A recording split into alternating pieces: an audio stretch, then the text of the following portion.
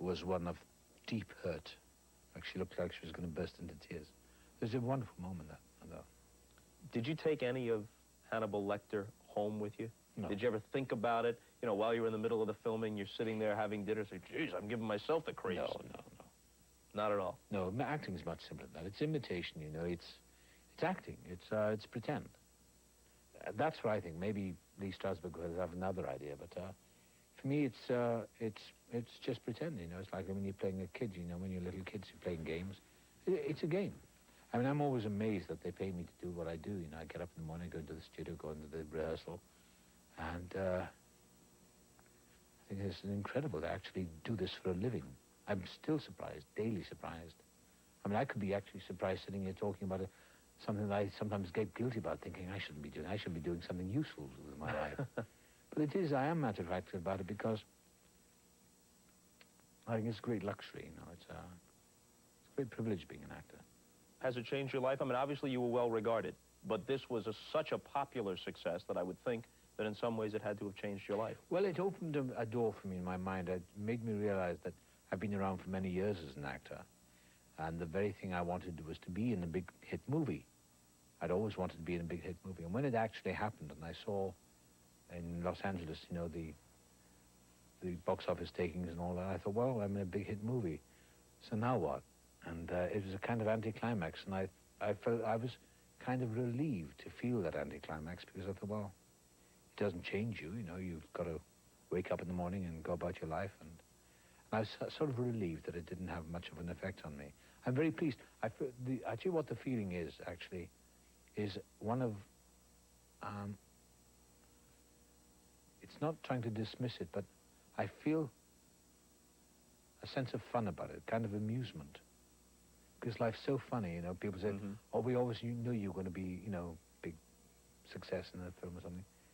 And I thought, well, I wish they'd told me that 10 years ago. But, you know, that's human nature. And I just feel a kind of pleasant surprise about it all. It's a nice feeling, you know. It's nice sitting here being talked to by you and, you know, doing interviews and things like this. It's very nice to be nominated for the award and all that. I think it's changed my philosophy. That's something that's been happening over the years anyway. I don't expect much, and my life is now so full of surprises, you know.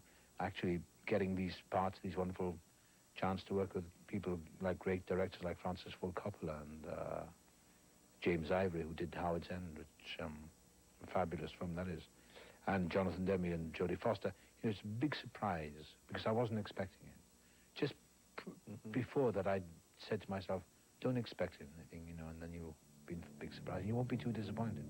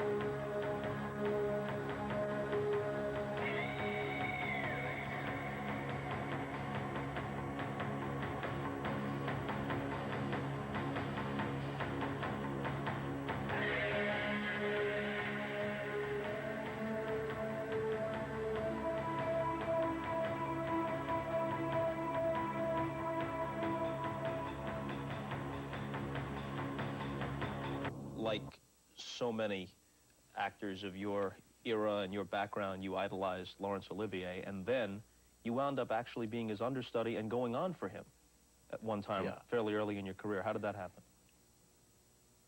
Well, I was at the National Theatre, and I wasn't a theatre buff. I'd only seen Olivier once in films like Richard III. And I didn't actually idolize people like that, but I mean, I was pretty impressed because it was of his style of acting. He was a great actor of the old school, you know, sort of technical pyrotechnics and all that, you know. He was a great virtuoso actor. Anyway, he asked me to understudy him in Strindberg's Dance of Death. I don't know why he asked me, but anyway. So I did. I was much too young to take over from him in that part. Anyway, he was very ill and went off to hospital for several weeks. And I was asked to take over, and I couldn't believe it. I was really scared. Anyway, I did. And on the first night I went on for him, he came out of hospital in his dressing gown. He came in by car with his doctor to see the performance.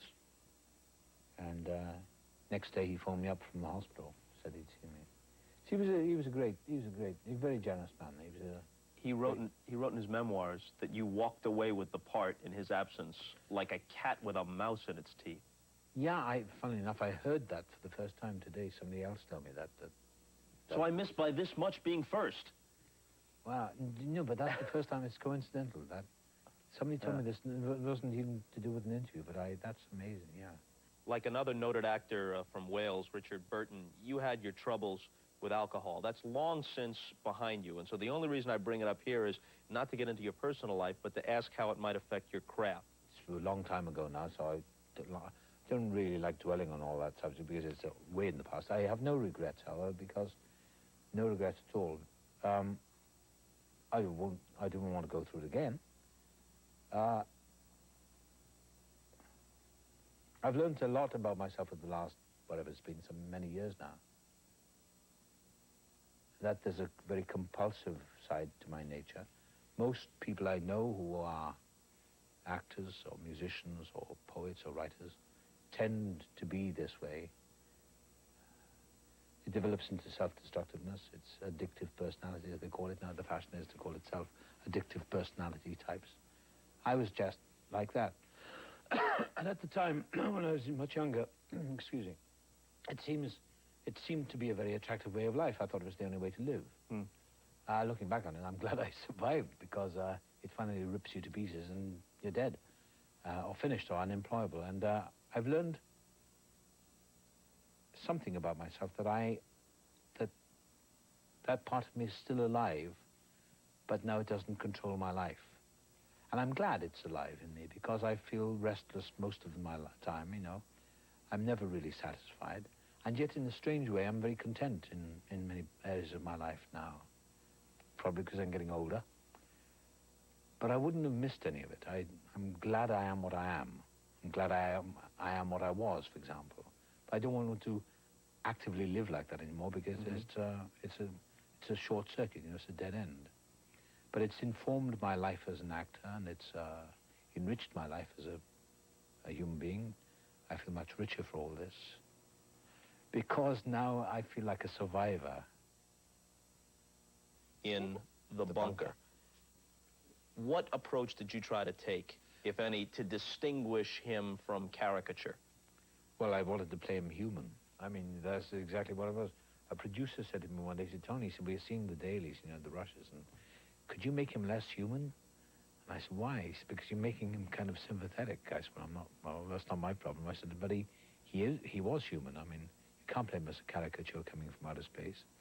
And I'm sad to say I found that a very interesting part to play. I mean, it wasn't as difficult as I imagined it would be.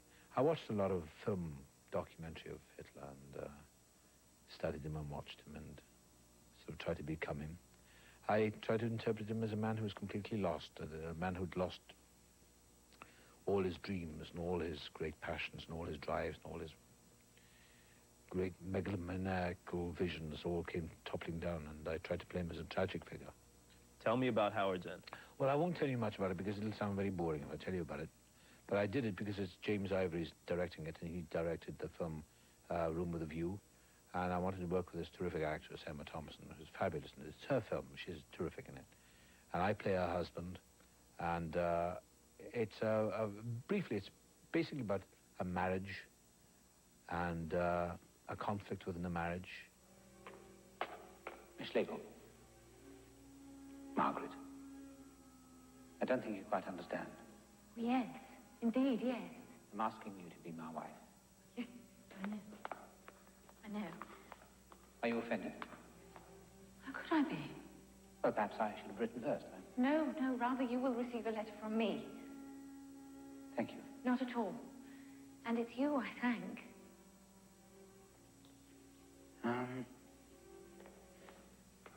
Should I order the motor run now? That would be most kind.